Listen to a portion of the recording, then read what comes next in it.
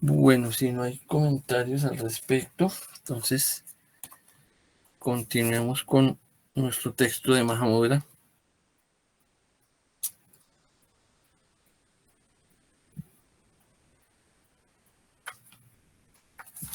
Bueno, estamos en el capítulo 3, que es la Vipassana, y pues hemos estado viendo, pues, en los literales que ya hemos visto, pues básicamente estamos estudiando, ¿sí?, la naturaleza de la mente a partir, digamos, del resultado de la shamatha, que es cierta quietud mental, cierta pacificación de la actividad de brincar todo el tiempo.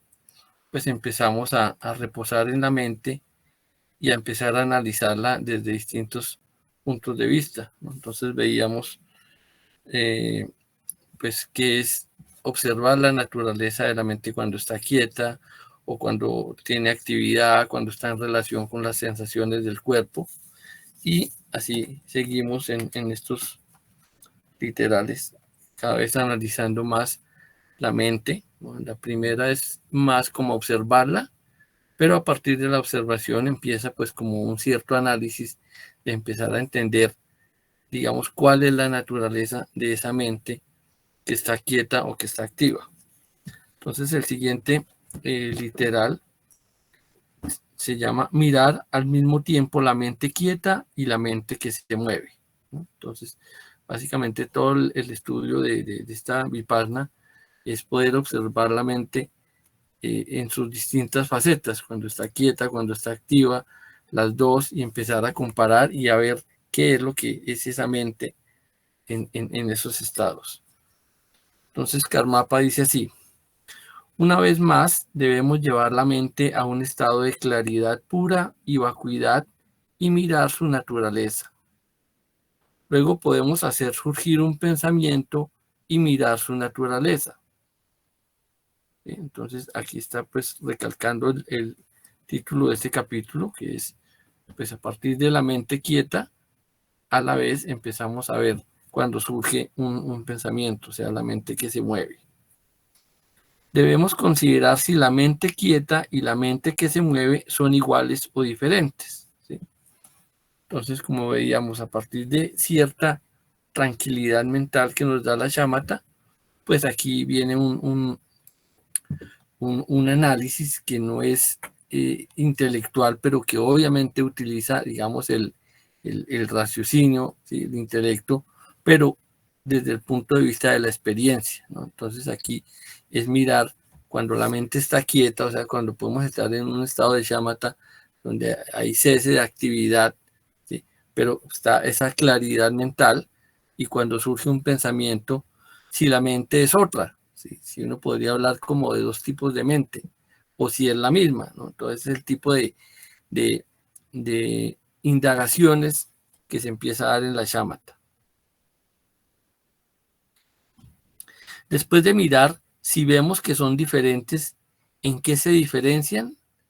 ¿Es la mente quieta como el campo y la mente que se mueve como la semilla que sembramos en él? ¿O es que la mente quieta y la mente que se mueven son como una cuerda y sus extremos, en el sentido de que no podemos tener extremos sin tener cuerda? Si es así, quiere decir esto que cuando la mente está quieta, también está moviendo, se está moviendo, y cuando se está moviendo, también está quieta. Existe una gran diferencia entre la mente que se mueve y puede pensar cualquier pensamiento y la mente quieta. Pero si afirmamos que su naturaleza es diferente, ¿será esta diferencia en términos de color, de forma? ¿Se da en términos de su principio o de su fin? ¿Se da en términos del pasado, del presente o del futuro?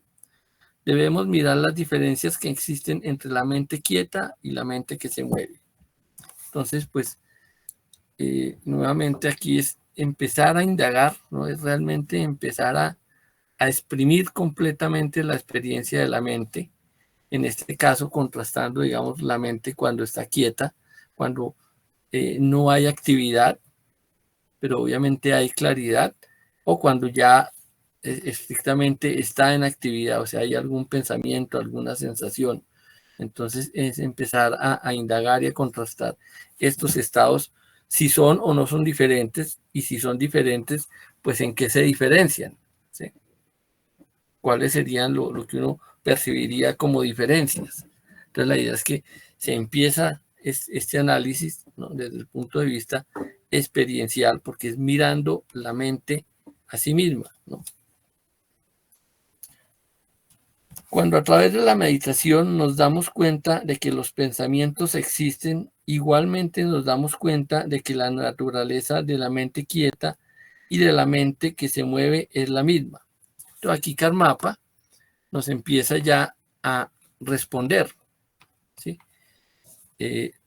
Obviamente alguien que haya estudiado y que esté practicando, digamos que la respuesta ya la puede tener intelectualmente, pero obviamente el punto aquí es que esa respuesta debe venir no de un conocimiento intelectual, porque se ha recibido una transmisión como la de este texto, por ejemplo, que nos va a decir cómo es la mente, sino que realmente hay que llegar a concluirlo a partir de la experiencia personal, ¿no? Entonces, pues por eso es un trabajo que es arduo y largo, ¿sí? No es de sentarse un día y ya, porque ¿sí?, nomás como veíamos aquí, tras la mente ya es una tarea bastante compleja. Lograr tener realmente un nivel profundo de shamatha es de grandes meditadores, y pues de ahí a empezar a escudriñar y analizar y a obtener resultados de qué es la naturaleza de la mente, pues es aún más largo. De hecho, el resultado de todo este entrenamiento pues no es nada más ni nada menos que el Mahamudra, es decir, la iluminación. Y pues ya sabemos que realmente no hay aparentemente muchos Budas en la Tierra. Entonces, pues esto nos muestra que realmente los resultados últimos de todo este proceso, pues no están a la vuelta de la esquina. Pero, pues aquí es entender cómo funciona, digamos, este método digamos, del camino sin forma, ¿no? Y aquí, pues Karmapa ya nos empieza a dar la respuesta, porque la respuesta es única, ¿sí? Todos los maestros que han meditado a lo largo de 2500 años, pues cada uno ha tenido su experiencia del proceso, pero el resultado siempre ha sido el mismo, ¿no? O sea, porque eso es la iluminación, es descubrir cuál es la naturaleza de la mente, y pues lo que los maestros iluminados han descubierto, pues es que la mente es una sola y su sabor es único en ese sentido, ¿sí? Y aquí pues Karmapa ya nos empieza a responder de que la mente quieta o la mente con actividad son en esencia la misma mente.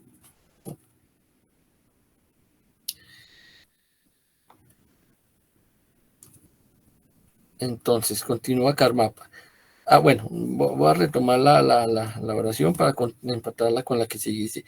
Cuando a través de la meditación nos damos cuenta de que los pensamientos existen, igualmente nos damos cuenta de que la naturaleza de la mente quieta y de la mente que se mueve es la misma, ¿sí? Entonces, aquí la respuesta a esas primeras preguntas que se hacía Karmapa, pues de si la mente quieta o la que se mueve son dos mentes distintas, pues la respuesta es que no, la mente es la misma. Sin embargo, por supuesto que hay una diferencia en términos, diríamos, relativos de la mente quieta y de la mente que se mueve, ¿sí? Pero no en su naturaleza, ¿no? Es la misma mente. Sin embargo, estas dos manifestaciones de la mente surgen alternadamente. Cuando la mente está quieta, no hay nada que se mueva, y cuando la mente se está moviendo, no hay nada que esté quieto. Como en el caso del agua y las olas. Solo es la mente la que actúa y funciona. Cuando nos damos cuenta de que tanto la mente quieta como la mente que se mueve no son más que vacuidad brillante y clara, empezamos a entender las cosas, ¿sí? Entonces aquí se pone un ejemplo que es muy común en el budismo para describir, digamos, la profundidad o la quietud o la espaciosidad de la mente, pero a la vez su actividad, que es el océano, ¿sí? Y ese ejemplo pues es muy útil porque pues realmente nos trae desde un punto de vista relativo, intelectual, como tratar de entender, ¿sí? Con un símil que nos simplifica, pues cómo es la mente, ¿no? Cómo es la mente quieta y cómo es la mente activa. Entonces uno ve las olas, cuando uno ve las olas, o sea, si uno mira la superficie del mar, pues habrá momentos más calmados, habrá momentos de completa tormenta, pero digamos, siempre hay una agitación, siempre hay una actividad, siempre hay una ola. Sin embargo, esa ola no es distinta del océano, ¿sí? No es que uno diga, el océano arriba es una cosa y el océano debajo es otra. No, es el mismo océano, es el agua del océano la que se mueve, pero tiene digamos, una cara de la moneda, por así decirlo, que es la actividad, que son las olas, pero tiene otra cara de la moneda, que es, si nos vamos hacia el fondo del mar, el mar está completamente quieto, espacioso, profundo, ¿no? Que sería como la quietud de la mente. Pero entonces son dos experiencias distintas, o sea, de ver algo totalmente quieto a algo totalmente activo, pero finalmente la naturaleza de esas dos experiencias es una sola, que es la del océano.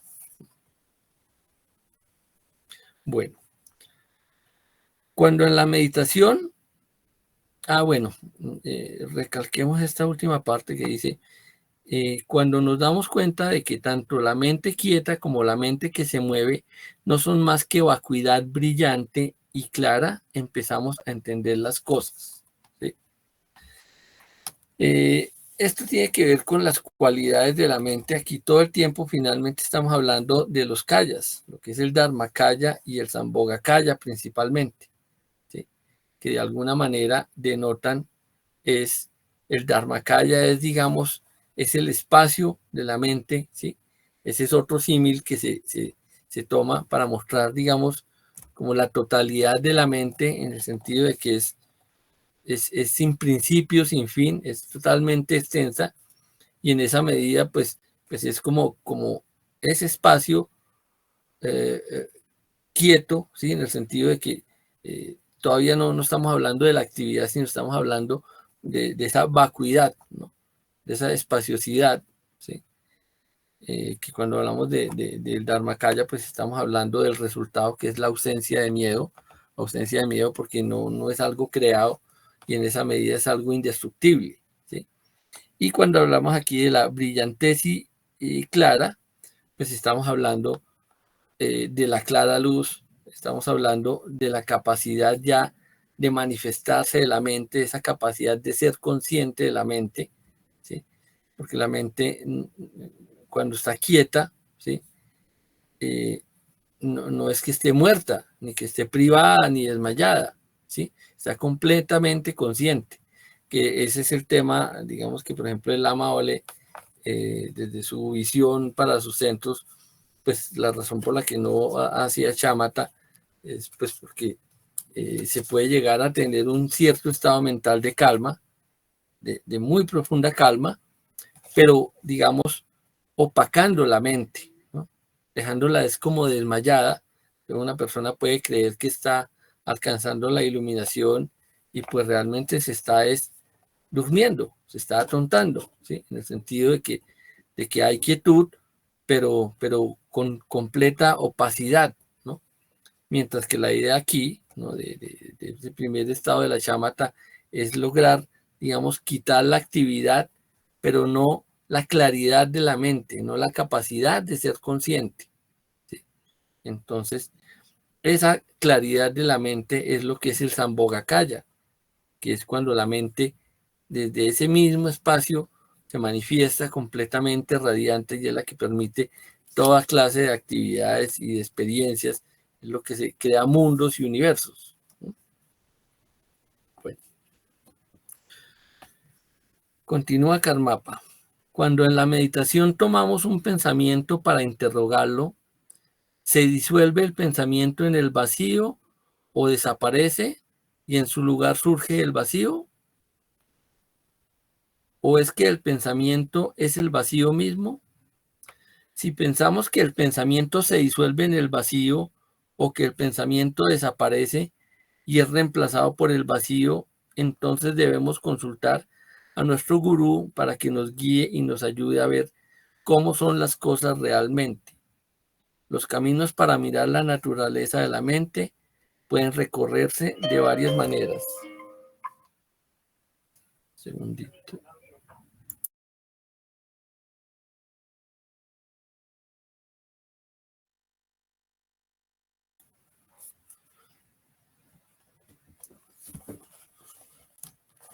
Bueno. Eh, Acá, bueno, pues Karmapa vuelve y recalca, digamos, este tipo de meditación ya, pues, digamos, a nivel profundo, pues es algo que se hace generalmente en retiros y obviamente se tiene la guía de un maestro con el que se está, digamos, en permanente contacto para estar, digamos, chequeando todo lo que se va experimentando, ¿no? Porque ahí el espejo va a ser el maestro y el referente de todas las experiencias que uno va teniendo en esas etapas de meditación, ¿sí? Ahora, nuevamente, como lo hemos mencionado, digamos que hay un pensum estándar, ¿sí? Y esta parte, digamos, está en todas las escuelas y habrá maestros que se dedican de pronto o tienen un gran entrenamiento en estas etapas, pero digamos que porcentualmente, y por lo que hemos visto, el camino más rápido es el conforma. Entonces, digamos, la dedicación desde el punto de vista porcentual pues es más por el camino con forma. Pero pues no están exentos muchos lamas de que tienen algún mayor entrenamiento, digamos, en estas etapas de Shamatha Vipassana, con lo cual tendrían que hacer como retiros muy especializados para pues poder pasar por todo este tipo de procesos. Pero en general, realmente la mayoría de los practicantes, estudiantes, incluso maestros, pues realmente el grueso del camino está por el lado con forma, donde pues por supuesto es importante tener un maestro, pero no se requiere, digamos, este nivel de seguimiento como tan permanente y continuo que sí se requeriría por este camino del espacio. Bueno. Algunas personas desarrollan primero la visión penetrante y luego la mente quieta. Otras desarrollan las dos al mismo tiempo. A estas últimas les basta simplemente con recibir las instrucciones. Esto se debe a su entrenamiento previo. Entonces aquí pues Karmapa menciona algo pues que es muy importante eh, y que de pronto es interesante de entender y pues como, por un lado, como dejar de compararse uno a veces, porque a veces uno a lo largo del camino uno tiende como, sí, como a compararse con los demás o a decir, bueno, yo ya hice el nonro, entonces yo estoy por encima de todos los que no han hecho el nonro, ¿sí? Por así decirlo. Esa podría ser una conclusión que uno fácilmente podría llegar y, y pues no es así, no es así en el sentido de que eh, cada persona es única y en ese sentido su camino espiritual es único. No solo porque cada persona pues, es única en toda su experiencia, sino porque hablamos de infinitas vidas en las que cada uno ha acumulado distintos tipos de karma y en esa medida también distintos tipos de entrenamiento y de mérito, ¿no? Entonces, uno puede haber hecho el non-ro o no sé, llevar quién sabe qué, cuántas meditaciones y de pronto alguien llega al budismo y resulta que es un tulku, ¿sí? Que no ha sido reconocido de pronto y pues llega y entonces hace 10 postraciones y ya está, mejor dicho, medio iluminándose, ¿sí? Obviamente, todas las personas deben recibir la instrucción, ¿sí? Porque no es tan fácil como que alguien recuerde todo automáticamente, ¿sí? Por eso a grandes sustentadores del linaje como Karmapa, pues nacen y no es que no hay que enseñarles nada, no hay que enseñarles, de hecho se busca que reciban nuevamente la mayor cantidad de transmisiones posibles, pero digamos cuando la reciben no tienen que hacer millones y millones de cada cosa porque pues realmente casi que instantáneamente surge todo ese potencial porque ya ha tenido ese entrenamiento, ¿no? Entonces es más como que pues uno se encuentra con un amigo, ¿no? Si yo dejo de ver un amigo que se va de viaje 10 años, después cuando nos encontramos, pues no es como que uno diga, oiga, pero usted cómo se llama, que tengo que volver a preguntarle todo y pasar meses y meses conociéndolo, no, porque ya realmente nos conocemos, ya sabemos quién es el uno con el otro, ¿no? Entonces, en el caso de los tulkus, eso es lo que pasa, ¿no? Y en esa medida, pues también, digamos, cada persona, por eso es muy complicado, eh, realmente uno nunca debería compararse, pero pues a veces puede pasar, ¿no? Que uno siempre como diga, no, yo voy aquí, yo voy allá.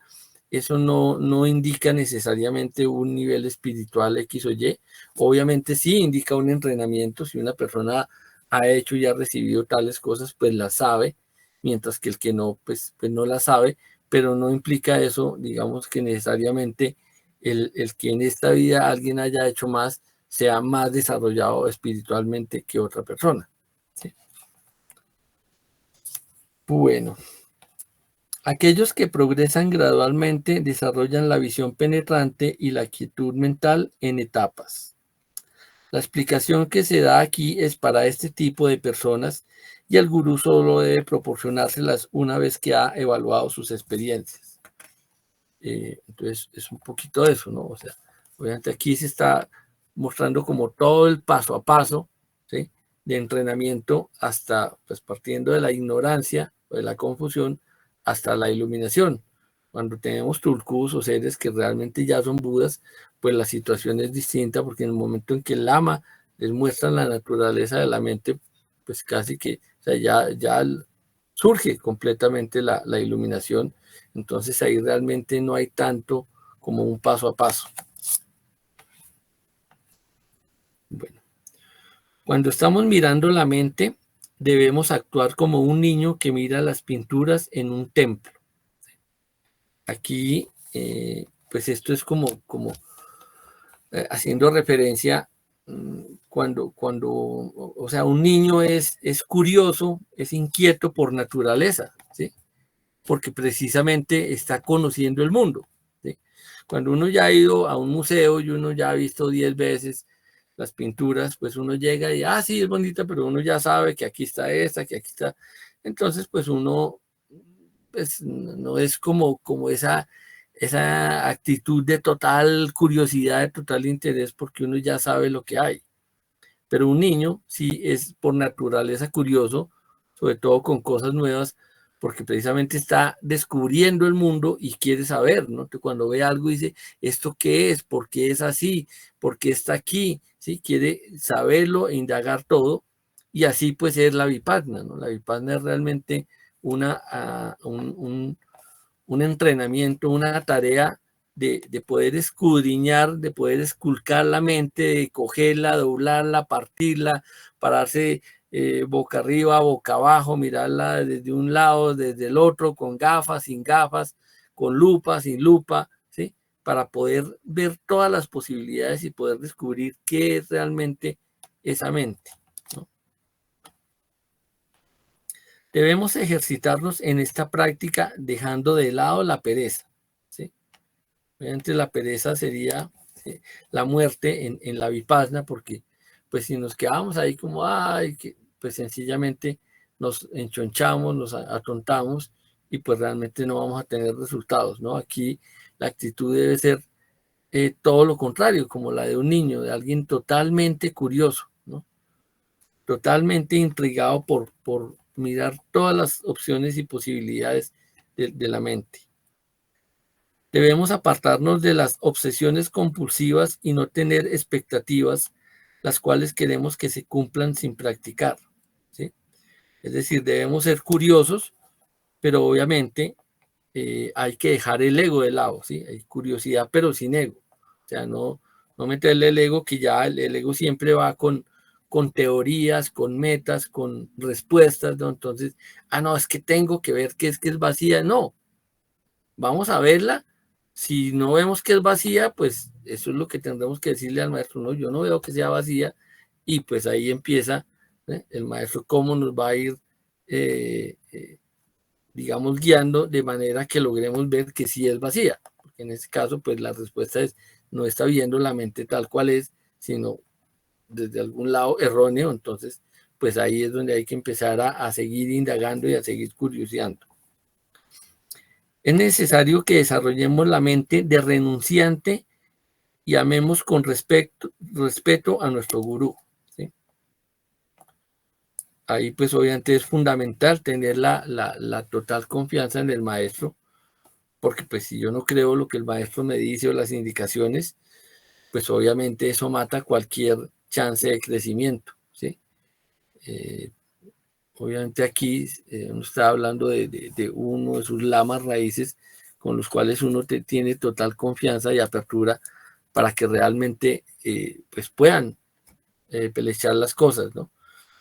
Como yo les decía, una de las mayores bendiciones que uno puede recibir del lama, pues es la inspiración, ¿sí? En esa medida, pues el lama, que es el lama de uno, es alguien que le inspira a uno total confianza, y esa inspiración y esa confianza pues es lo que genera toda la apertura y el espacio para que la comunicación pueda fluir.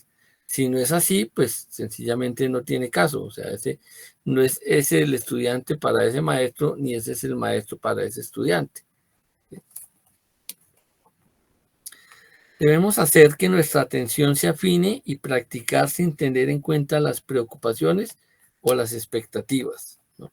Entonces, aquí vuelve y recalca Karmapa, ¿no? Es una actividad intensa, pero tenemos que estar libres de ego, de expectativas, ¿sí? ¿No? De ya poner los resultados. Simplemente vamos mirando, y puede que aparentemente no estemos obteniendo como ninguna experiencia especial. Entonces hay que seguir indagando, ¿no? Hasta que vayamos descubriendo pues la naturaleza de la mente. Debemos interesarnos solamente en nuestros futuros renacimientos sin preocuparnos de las cosas mundanas. Pues esto hace referencia un poquito a entender pues obviamente que es el renacimiento, pero sobre todo lo que tiene que ver ahí es el karma, ¿no? El karma, obviamente a un nivel relativo, pues tenemos que estar en el mundo, pero obviamente aquí también se está hablando de un entrenamiento, como hablamos, que generalmente va a estar en un retiro, ¿sí? Este tipo de entrenamientos profundos generalmente se hace en retiros, pues más largos o más cortos, y en esos retiros, pues uno realmente debería olvidarse un poquito de lo que sea el mundo. Uno debe tener medianamente solucionada sí, o sea, no, en un retiro de estos, pues uno no tiene que estar pensando qué voy a hacer al otro día para comer, ¿no? Ya ese tipo de cosas debe estar resuelto, y uno debe poderse dedicar tranquilamente a lo que está haciendo, ¿no? Y cuando habla de pensar en los futuros renacimientos, es más, ¿no? Es ese tipo de renuncia que ya la he mencionado yo en otros momentos, en otras charlas, que tiene que ver, o sea, lo que decía Khenpo Karthar, a mí nunca se me olvidará, y al comienzo yo no lo entendía mucho, yo tenía como mis dudas, mis inquietudes, pues porque él decía, realmente si no hay una renuncia al samsara, el camino espiritual no empieza. Uno decía, pero ¿cómo así? O sea, tengo que regalar todo, tengo que, no sé, no volverle a hablar a la familia, o cómo es la cosa. No, o sea, uno está en el mundo y las cosas están en el mundo, pero uno sí tiene que entender que todo lo que hay en el mundo es relativo y temporal, ¿sí? Porque cuando uno ve todo esto como totalmente real, pues uno dice, no, es que estoy enamorado y esto es que es absoluto, entonces yo me hago matar porque estoy enamorado. O sea, se vuelve la prioridad, el motor de mi vida es poder cumplir todo en términos de las cosas relativas, ¿sí? No es que necesito volverme millonario, no es que necesito esta pareja, no es que necesito esta familia, no es que necesito comer así, es que necesito esto y otro. Y pues cuando se da uno cuenta ya se está muriendo y puede que tenga muchas cosas, pero posiblemente no tiene un buen entrenamiento en espiritual, porque toda la energía se la ha comido la cotidianidad, ¿sí? Y es decir, todo lo que estamos experimentando, siempre vamos a tener experiencias, ¿sí? Entonces, ahí hay que, digamos, renunciar. Obviamente, como occidentales, tenemos que trabajar, tenemos que generar ingresos para vivir, no hay duda de eso. Pero es decir, si dejamos que toda la energía se vaya es en solucionar nuestra vida, pues obviamente no vamos a tener tiempo de entrenarnos y de meditar. Entonces hay que tratar de balancear y tener, digamos, la justa proporción de energía, pues para lo que sea sobrevivir, pero no que se nos convierta en la meta, en el camino es simplemente poder sacar hijo de mil cosas de la vida, ¿no? De lo relativo, de la familia, de la pareja, del trabajo, de las cosas. Entonces, esas cosas, pues hay un mínimo que es necesario para vivir. No quiere decir que tenga uno que vivir pobre, ni mucho menos, pero no que eso le chupe a uno toda la energía, ¿no? Desde que uno se levanta, lo único que estás pensando es cómo tengo más plata, cómo no sé qué, cómo tengo esta pareja, cómo esto o lo otro, sino que no, pues hay que dedicarle una energía obviamente a esas cosas, pero entender que esas cosas son relativas y que realmente lo importante es nuestro crecimiento y que va a tomar muchas vidas. Entonces hay que ir, digamos, trabajando en ese hilo conductor de nuestro entrenamiento hacia las siguientes vidas. Si nos esforzamos en mirar la mente con la motivación iluminada, es imposible no desarrollar rápida y certeramente la conciencia pristina de la visión penetrante, ¿sí? Es decir, obviamente, entre más estemos centrados en nuestro camino, pues obviamente los resultados van a crecer más y se van a dar de una manera pues más rápida, ¿no? Eso es totalmente claro, ¿no? En esto, digamos que todo en la vida de alguna manera es proporcional al entrenamiento, ¿sí? Es así de sencillo. Y ahí es donde cada persona, de acuerdo a su karma, a su motivación, pues decide qué tanto invierte, ¿no? Es como una inversión, ¿no? Entonces, algunos dicen, no, yo quiero arriesgar muy poquito, entonces yo solo voy a apostar 5 pesos, pero otro tiene más confianza y dice, no, esto realmente vale la pena, no, yo voy a hacer un esfuercito y voy a ahorrar 20 pesos. Y hay quienes por conexiones o lo que sean dicen, no, todo, mejor dicho, vendo todo y se lo apuesto a esto porque realmente no hay algo más interesante y que pueda ser productivo que esto, ¿no? Por lo tanto, debemos escoger entre la mente quieta y la mente que se mueve. Este es el cuarto punto en la meditación de la visión penetrante. Bueno, luego sigue otro literal, que es reconocer la naturaleza de la mente quieta, ¿sí? Entonces aquí vamos viendo que todos estos literales oscilan entre algunos capítulos, por ejemplo este que acabamos de ver o algunos de los que estábamos viendo, se llama mirar y este es reconocer, ¿no? Entonces digamos que en la Vipassana siempre estamos haciendo dos cosas. Una es mirar, ¿sí? O sea, hay que observar, ¿sí? Si quiero saber yo cómo es este cuadro, pues primero que todo tengo es que mirarlo, ¿sí? Tengo que ver qué hay, mirarlo, ¿sí?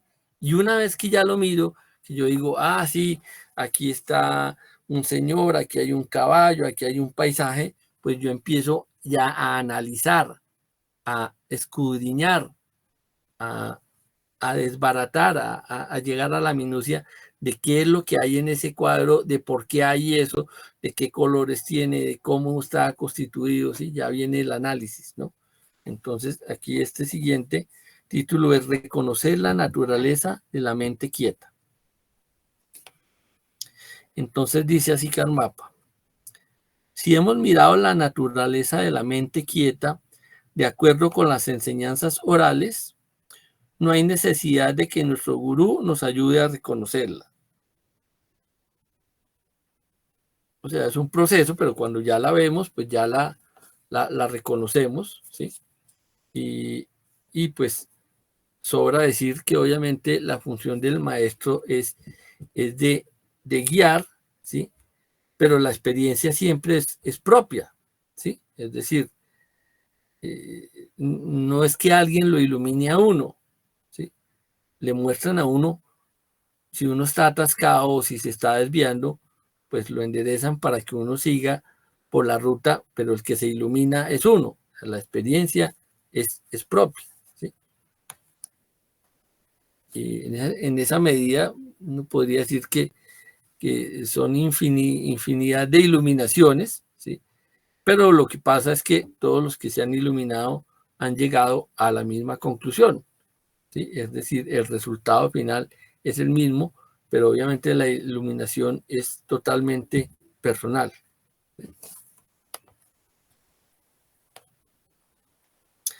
Se nos revelará desde adentro, ¿sí? Estamos hablando. Algunas personas, sin embargo, no logran reconocer esta naturaleza a pesar de que la vean. Otras adquieren solo un conocimiento intelectual de ella al escuchar o leer las enseñanzas, y aunque no tienen una experiencia directa, son capaces de hablar de la naturaleza de la mente en jerga dármica.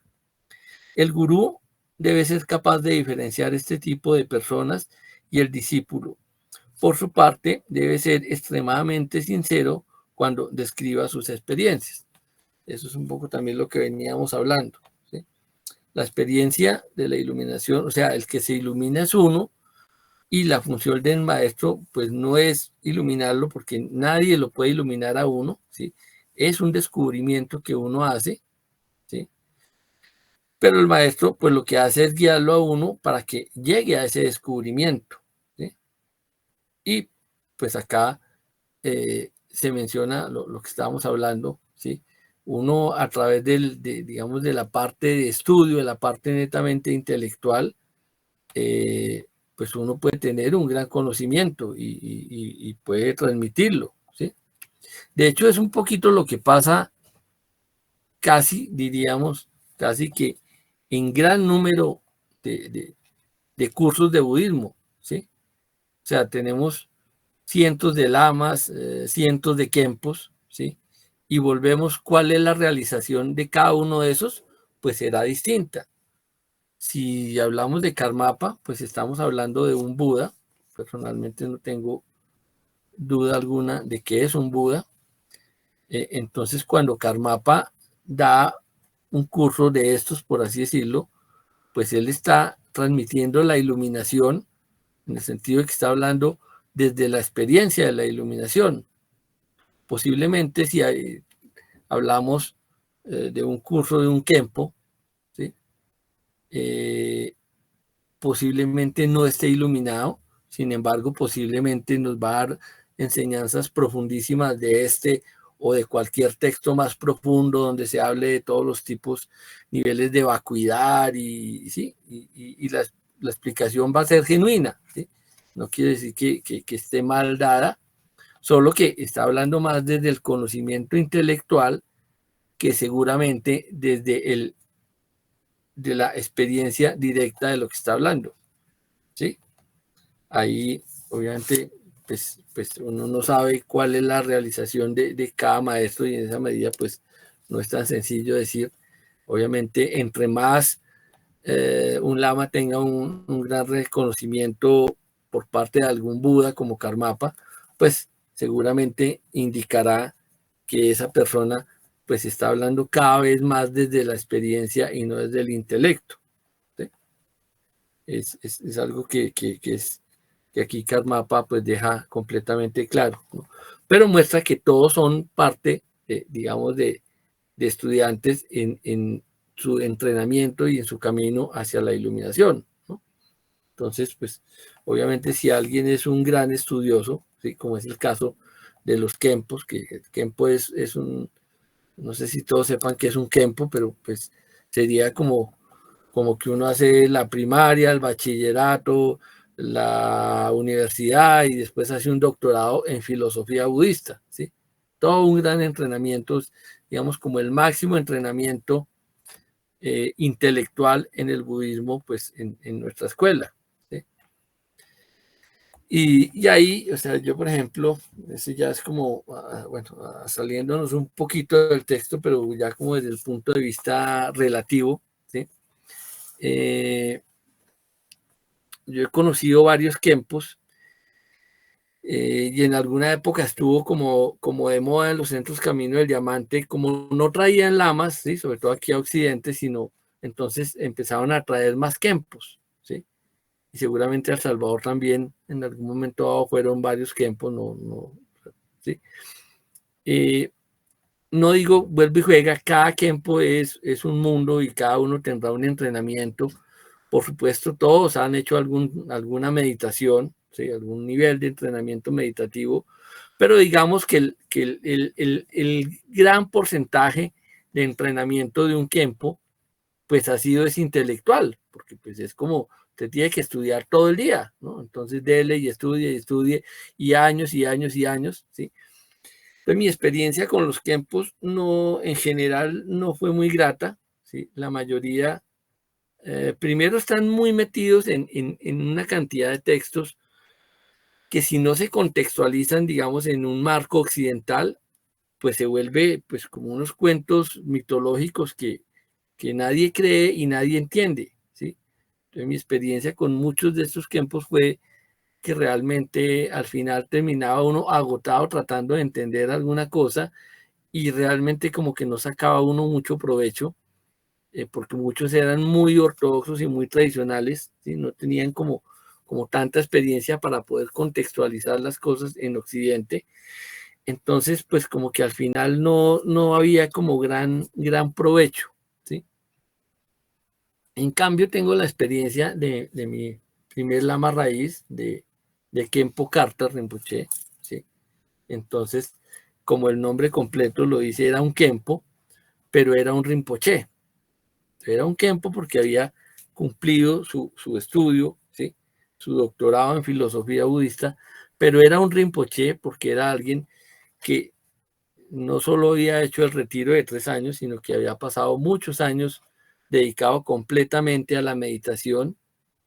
Y yo les puedo decir, mejor dicho, que no hubo una charla de Khenpo Karthar que uno no, o sea, que yo por lo menos no estuviera pues casi que boquiabierto, totalmente extasiado con lo que estaba transmitiendo, porque pues era toda la profundidad de un Khenpo, pero era con toda la experiencia y con toda la claridad de alguien que realmente ha meditado, ¿no? Entonces, es el único Khenpo del cual yo realmente eh, o sea, fue un gozo total escucharlo, lo cual sí no puedo decir de muchos de los que son solo Kempos, que realmente uno a veces en la mitad de la charla como que uno no sabía si pararse, ir a tomar agua, echarse agua en la cabeza porque se volvía algo tremendamente ladrilludo.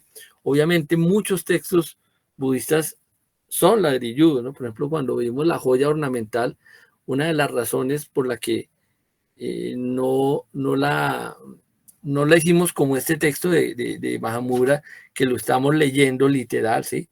Frase a frase, es porque los textos como los de Gampopa y muchos otros textos son muy ladrilludos de estudiar porque menciona algo y después empieza a mencionar esto, lo dice el sutra y el sutra tiene un nombre como de 3 renglones, ¿sí? Entonces si uno empieza a leer eso se vuelve totalmente pesado, monótono, aburrido, ¿sí? Entonces no es necesario, ¿sí?, que uno vea todo ese tipo de cosas ladrilludas a ese nivel, ¿no? Pero bueno, eso era ahí como un paréntesis de lo que es mi experiencia con Kempos y como contrastando lo que es netamente un conocimiento intelectual o con un gran énfasis intelectual a alguien que, además de tener el conocimiento intelectual, pues realmente tiene la experiencia en mayor o en menor grado de lo que está hablando, ¿no? Que es el caso de un Rinpoche como Khenpo Karthar. O sea, realmente todo lo que yo recibí de él fue totalmente gozoso, ¿sí? Mientras que muchos Khenpos sí uno realmente, empezaba uno a tirar la toalla porque, ¿sí? No sé si a alguno le pasó algo parecido en El Salvador, con seguridad fueron algunos Khenpos. No sé cómo les fue a ustedes, o no les suena lo que estoy diciendo.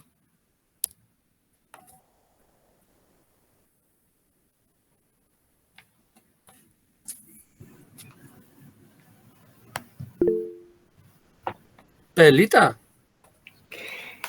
Yo, fíjate, Camilo, que en lo personal, yo creo que solamente vi un Khenpo en todo este tiempo que fuimos, pues, que estuvimos en el centro. Fue al principio, pero fue tan al principio que mi recuerdo es bastante vago. Ya. Ah, bueno. Sí, a Colombia sí vinieron varias veces, no sé, como unas 3 o 4, varios Khenpos y no. Y ya después decían, uy, que va a venir un Khenpo. Yo, uy, no, ojalá que no, porque sí, ¿no? Se volvía, y claro, pues, o sea, ellos hacen su mayor esfuerzo y todo, pero sí, combinar partes muy ladrilludas, totalmente sin contextualizarlas como con Occidente. Eso seguramente ha cambiado mucho también, porque obviamente muchos de estos Khenpos eran pues jóvenes de 20 y pico años que lo único que han conocido en su vida pues es un monasterio en la India o en Nepal y sí, realmente no tienen mayor contexto de qué es Occidente, de cómo, entonces, claro, ¿no? Salían con unas cosas a veces que sí, muy, muy complicado. Con seguridad hoy en día los Khenpos pues ya han tenido 30 años más de experiencia con Occidente y seguramente hay muchas cosas que han ido pues mejorando, ¿no? Pero, o sea, a grosso modo mi conclusión sí es como esa diferencia entre dedicarse porcentualmente más a estudiar, o sea, así como 90% de estudio y 10% de meditación, a alguien que de pronto estudia 20% y medita 80% o por lo menos 50 y 50, eso creo que empieza a ser mucho más interesante, no solo para los demás, sino para la misma persona, ¿sí? Porque en el budismo creo que es totalmente claro que la filosofía, o sea, que el estudio es una herramienta, es un mapa para entender, para saber dónde está parado uno y hacia dónde coge y por dónde coge. Pero está totalmente claro que la realización, o sea, el desarrollo, no viene con el estudio, sino viene con la meditación, ¿no? Entonces, pues eso sí es fundamental, ¿sí? Desafortunadamente, pues muchos Khenpos se quedan más en el ámbito del estudio que en el de la meditación, y ahí es donde pues las cosas pues pueden empezar a cojear un poquito. Bueno. Bueno, luego Karmapa continúa. Deberíamos de invitar un Khenpo, mira.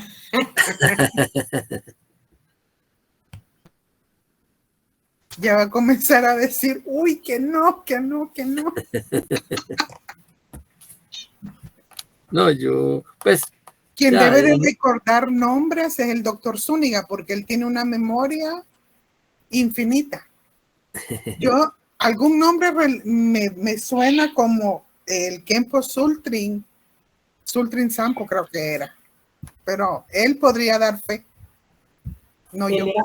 Él era cercano a Karmapa, ¿verdad? Creo que era muy cercano a Karmapa, el segundo que vino. Y el primero que Bhutia Sultrin era muy dulce, él, ¿sí o no? Sí, Bhutia era, sí. Bhutia era sí. el primero y fue bastante, como te dije, intelectual. Amoroso, sí. Pero tenía mucha compasión, muy cálido. Ajá. Y nosotros comenzando, pues recibimos de todo bien, ¿verdad? Y el segundo, un poco menos cálido, pero se sentía como más intelectualmente sólido. Sí. Fueron las dos experiencias que tuvimos. Ajá. No, o sea, pues no es como una crítica como de que no todos obviamente pues están en un contexto y cada cual aporta pues también lo que puede aportar, ¿no? Eso es claro. Pero sí, digamos, pues que a lo largo, por lo menos mi experiencia, no sé, yo tal vez he conocido unos 4 o 5 Kempos, y he conocido pues eso a Kempo Cartas, que era un Kempo, pero un Rinpoche, y pues realmente la experiencia siempre fue pues como de la tierra al cielo, ¿no? En el sentido de que pues alguien que tiene realmente toda esa gigantesca experiencia en meditación, pues se nota, digamos, pues contrastado con alguien que principalmente ha estudiado, ¿no? Pues todos, por supuesto, han meditado y saben meditaciones, pero obviamente hay como unos énfasis, digamos, en intensidad entre una actividad y la otra, y pues es como lo que, ¿no? Lo que creo yo que se nota, que se puede realmente llegar a notar. Pero sí, ¿no? Pues los tiempos son valiosos pues para poder dar todo ese tipo de transmisiones pues, de muchos de estos textos, ¿no? Y todos, pues, Karmapa y todos ellos, pues siempre han tenido, digamos, de la mano a Kempos, pues para la parte, digamos, filosófica, ¿sí? Que hay dos temas ahí, ¿no? Uno es es explicar como tal un texto, y otro es la transmisión, ¿sí? Que es como el lung, porque, digamos, el lung no se usa solo para digamos, las meditaciones, las sadhanas, sino que de alguna manera también el lung o transmisión se dan con textos de filosofía, en cuyo caso, pues realmente principalmente los que los dan, pues son ya altos lamas, ¿no? Bueno, continuemos. La primera forma de reconocer la naturaleza de la mente es como sigue. Debemos mirar la mente quieta en la forma en que ya se ha descrito. La naturaleza de la mente es resplandor claro y vívido y no la nada total. Eso es pues lo que ya hemos estado pues describiendo, ¿no? De que es importante en la mente cuando está quieta, ¿sí? No tiene actividad, pero no es eso, un estado de atontamiento, de adormecimiento, ¿sí? Como dice aquí, no es la nada total, no es como un agujero negro, sino que por el contrario es algo que está quieto, pero es completamente radiante, ¿no? Por eso dice, la naturaleza de la mente es resplandor claro y vívido, y no la nada total. ¿Sí? Entonces, es algo completamente despierto, pero que puede estar, digamos, completamente quieto, ¿no? En el estado de quietud hay una conciencia abierta que fluye, aunque no pueda ser identificada como esto o aquello otro, ¿sí? Porque esa es la cualidad, digamos, vacía de la mente, ¿sí? Cuando hablamos de la vacuidad, pues es que la mente es inatrapable, ¿sí? Y ese es el tipo de... Por eso, digamos, si bien hay millones de textos que nos explican la naturaleza de la mente, como estos textos de Mahamudra, o como infinidad de textos más que apuntan a qué es el Dharmakaya, qué es la mente, ¿sí? Todos, pues lo que hacen es tratar como de, con un dedito, señalar hacia la luna, pero uno señalando, eso no es la luna, ¿sí? La luna es la experiencia de la luna, y uno, o sea, todo el intelecto, por así decirlo, lo que hace es tratar ¿sí? De acercarse, de apuntar como hacia una dirección, pero realmente nunca la mente puede ser atrapable, ¿sí? Porque sí, y por eso tratar entre comillas, de describir la mente, no hay manera, o sea, ¿sí? Y uno lo entiende en la experiencia, ¿sí?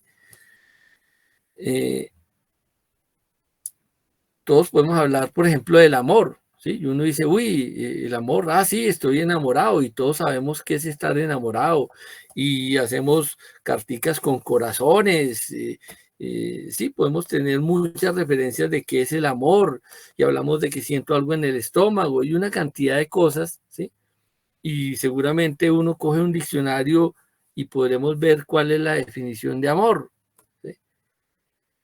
Sí, hay todo un concepto, una definición, pero estrictamente no hay una palabra, o sea, cualquier descripción o palabra, pues lo que hace es tratar de demostrarnos hacia dónde más o menos está la experiencia del amor, pero solo la experiencia es única, es lo que uno vive y eso finalmente no tiene palabras, ¿sí? La experiencia es totalmente personal, ¿sí? Es como cuando si uno va al médico y le dice, bueno, ¿cuánto le duele de 1 a 10? Uno puede que dice, uy, como 15, o no, como 3, pero realmente no hay algo que pueda medir el dolor, es totalmente una experiencia, ¿sí? Las experiencias son indescriptibles, ¿sí? Sin embargo, no quiere decir que a través del intelecto, del concepto, uno pueda más o menos, ¿sí? Como guiar hacia dónde es que está esa experiencia. Y así es que aprendemos, ¿no? Así aprendemos desde pequeños, ¿sí? Pero, es decir, a veces pensamos que realmente en las palabras está todo y no hay manera, no hay una palabra, un texto, ¿sí? Una idea, un concepto intelectual que nos pueda describir una experiencia, ¿sí? Nos pueden como acercar, como sondear, pero realmente nunca será posible poner realmente en palabras la experiencia porque es indescriptible.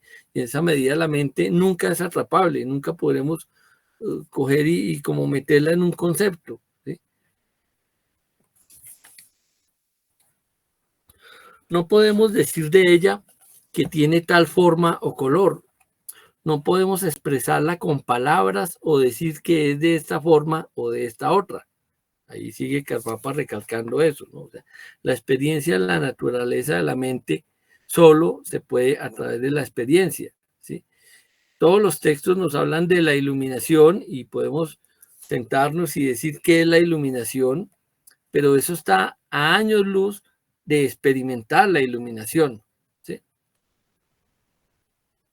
Sin embargo, aunque la mente no puede ser identificada, tenemos momentos de conciencia brillante y resplandeciente. La conciencia no es algo que no veamos previamente y de un momento a otro empezamos a ver. No es algo que no experimentamos antes y de repente empezamos a experimentar. No es algo que no conozcamos y de golpe empecemos a conocer. Eso en el sentido de que la mente siempre ha estado, ¿sí? La mente no es creada, ¿sí? Y en esa medida no es como, ahora sí tenemos una mente, ahora alcanzamos la iluminación. Eso es cierto y no es cierto. O sea, hay un momento en el que nos damos cuenta de esa experiencia y otro momento en el que no, pero la esencia de la mente siempre ha estado ahí.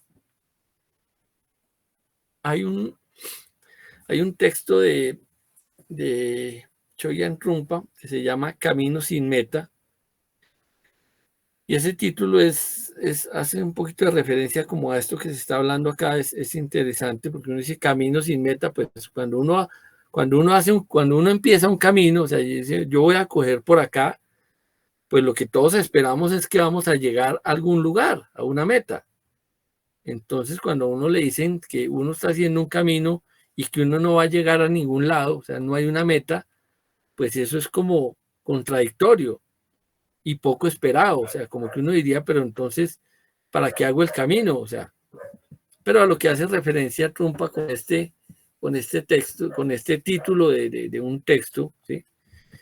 Es de que nosotros empezamos como budistas a andar el camino, empezamos a entrenarnos y pues nada menos y nada más nos vamos a gastar vidas y vidas entrenándonos, meditándonos, esforzándonos, ¿sí? Para alcanzar la iluminación.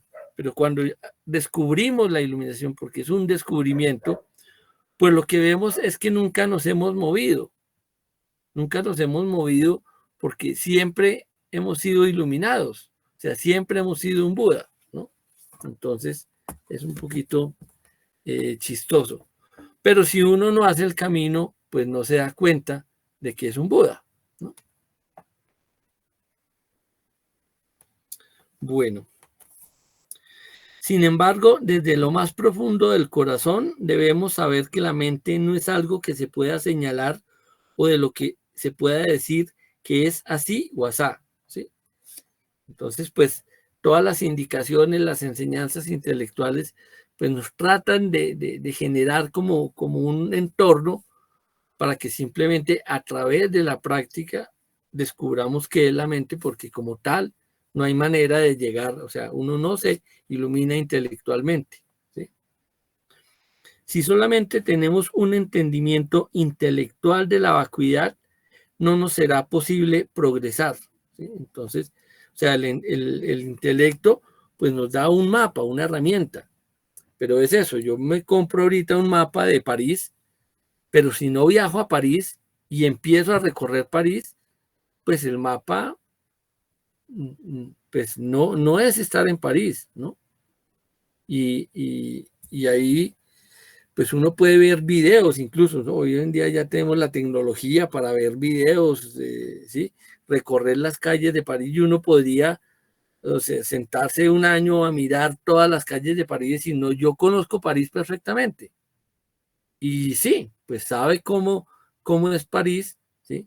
Porque la he estudiado milimétricamente, pero eso nunca será ni parecido a ir y estar en París, en carne y hueso, ¿no? Y ese es un punto que es bien importante de recalcar otro tema del que hemos hablado muchas veces, y es la transmisión en el budismo, ¿sí? Y con el cual, pues yo por lo menos estoy totalmente de acuerdo con Karmapa, ¿sí? Con limitar, digamos, lo que son los streaming, pues a cosas intelectuales, pero no a transmisiones, ¿sí? Porque uno diría, no, pero es que ahí está Karmapa hablando, o sea, está hablando en vivo, pues ¿cómo no va a ser válido esto? Sí, pero es que una cosa, asiste la cámara con no sé qué nitidez y el parlante de alta definición y lo que sea, entonces la experiencia, pues sí, ahí tenemos a Karmapa en directo, pero es decir, si él está dando un empoderamiento, la experiencia, así entre comillas, yo estoy viendo lo mismo que el que está allá sentado en vivo, pero es otra cosa, ¿no? Es otra cosa. Y ahí sí yo creo que Karmapa, aunque difiere de una gran mayoría de lamas hoy en día, que yo creo que también, pues obviamente hay una motivación de poder beneficiar a más personas, pero también incluso de pronto hay algún tema ahí como económico de que pues se pueden recoger mucho más, ¿sí? Si en vez de 300 personas, pues se consiguen 1000 por internet, pues harán más donaciones y qué sé yo, no sé, puede que haya algo de eso también.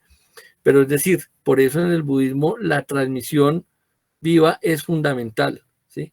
Y eso es lo que es una transmisión verdaderamente, y por eso creo que Karmapa es muy claro en decir, pues podemos dar explicaciones, porque pues sí, ese es un conocimiento que llega directamente, pero lo que es una transmisión, un empoderamiento, que es una transmisión de la experiencia de la iluminación, pues no puede ser por internet. Así se vea aparentemente lo mismo, pero es lo mismo. O sea, una persona puede ver en video todas las calles de París, pero eso no es estar en París. O sea, nunca podrá compararse la experiencia de ver y conocer por fotos, por videos, por lo que sea, ¿sí? Una ciudad a ir a estar en la ciudad, ¿sí? Eso no hay manera de reemplazarlo, por así decirlo, ¿no? Entonces, ahí el budismo si bien hay una transmisión importante de conocimiento, lo que es fundamental es una transmisión de la experiencia de la iluminación, y en esa medida pues es que este tipo de transmisiones como el refugio, como los empoderamientos, incluso el Lung, pues es muy importante hacerlo en vivo, ¿no? Estando ahí realmente, ¿sí? Porque no es lo mismo que por internet. Bueno, a ver.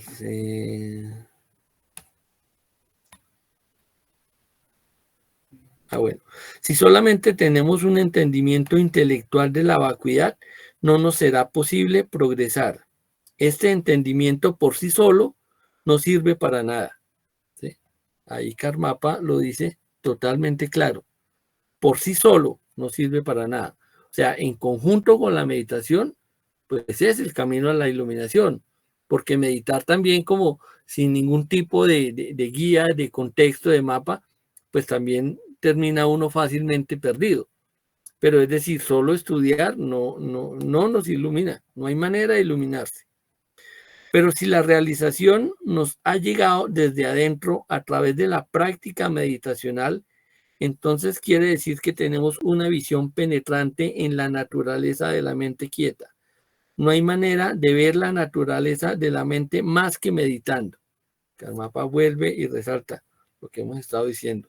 O sea, el intelecto nos da el contexto, nos da el mapa, nos facilita, pero es decir, solo a través de la experiencia personal, que es con la herramienta, con la técnica de la meditación, es la única manera de desarrollarse espiritualmente. Y en este caso, pues entendiendo desarrollarse espiritualmente como ver las cosas como son, o sea, alcanzar la iluminación. Si nuestro gurú nos introdujera a la naturaleza de la mente en forma prematura, únicamente obtendríamos un entendimiento intelectual y seríamos engañados. Si tratara de explicarnos la naturaleza de la mente, nos haría daño. En consecuencia, el gurú no debe tratar de hacernos reconocer la naturaleza de la mente antes de que estemos listos para ello. Pues esto es que hay que respetar, o sea, no es de que porque alguien, por así decirlo, le muestra a uno la naturaleza de la mente, entonces ya nos vamos a iluminar. No, porque tiene que ver con un proceso de apertura, de familiarización de uno con la naturaleza de Buda. Entonces, si realmente estamos muy lejos, pues